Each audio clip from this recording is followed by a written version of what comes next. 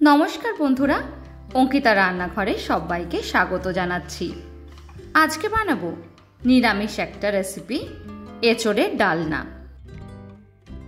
এঁচোড়ের ডালনা বানানোর জন্য প্রথমেই আমি জল গরম করে তার মধ্যে 1 চামচ নুন দিয়ে এঁচোড়টাকে দিয়ে দিচ্ছি। এঁচোড়টাকে কিন্তু আমি আগে নুন জলে ভিজিয়ে রেখেছিলাম। একই সাথে দিয়ে দিচ্ছি 1/2 চামচ মতন হলুদ। এবার খুব ভালোভাবে 15 মিনিটের জন্য ফুটিয়ে নেব। অন্যদিকে আমি একটা কড়াইতে বেশ কিছুটা সর্ষের তেল গরম করে নিয়েছি। তেলটা আপনারা আপনাদের আন্দাজ অনুযায়ী দেবেন। এবার ফোড়নে দিয়ে দিচ্ছি গোটা গরম মশলা আর শুকনো লঙ্কা। খুব ভালো করে এবার ফোড়নটাকে ভেজে নেব যতক্ষণ না তার থেকে একটা সুগন্ধ বেরিয়ে আসে। ফোড়নটা ভাজা হয়ে গেলে তার মধ্যে দিয়ে দিচ্ছি বড় করে কেটে নেওয়া আলুর টুকরোগুলো।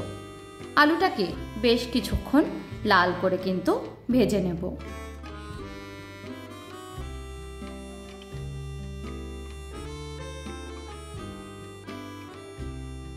আলুটাকে 2 মিনিটের জন্য ভেজে নিয়েছি। এবার দিয়ে দিচ্ছি 2টো টমেটো, 4টে কাঁচা লঙ্কা আর 1/2 ইঞ্চি মতন আদা বেটে নেওয়া। তারই সঙ্গে দিয়ে দিচ্ছি মিক্সার গ্রাইন্ডারটাকে ধুয়ে জল। এবার মশলার কাঁচা গন্ধটা যাওয়া অবধি খুব ভালো করে মশলাটাকে কষিয়ে নেব। নিরামিষ রান্নায় কিন্তু কষানোটাই মেন।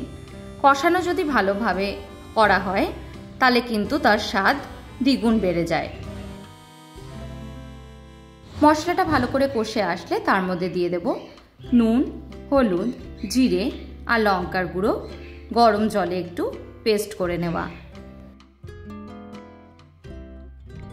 এবার খুব ভালোভাবে নেড়ে চেড়ে মশলাটাকে কিন্তু কষাতে থাকবো।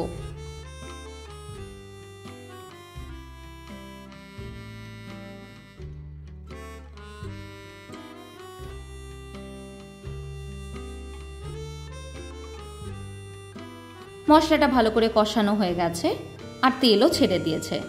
এবার দিয়ে দিচ্ছি আগে থেকে ভাপিয়ে নেওয়া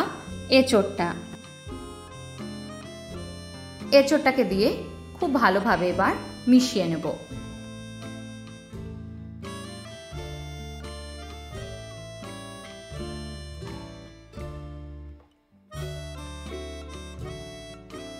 এঁচোড়টা মেশানো হয়ে গেলে গ্রেভির জন্য দিয়ে দিচ্ছি 1 কাপ পরিমাণে গরম জল।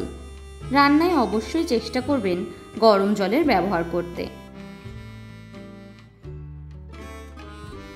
এবার নেড়ে চেড়ে ফুটিয়ে নেব। আপনাদের যতটা গ্রেভির প্রয়োজন সেই আন্দাজে জলটাকে দেবেন। নামানোর আগে ঘি আর গরম মশলাও ছড়িয়ে দিতে পারেন। আজকের মতন এইটুকুই। আবার দেখা হবে অন্য কোনো রেসিপি নিয়ে। ধন্যবাদ।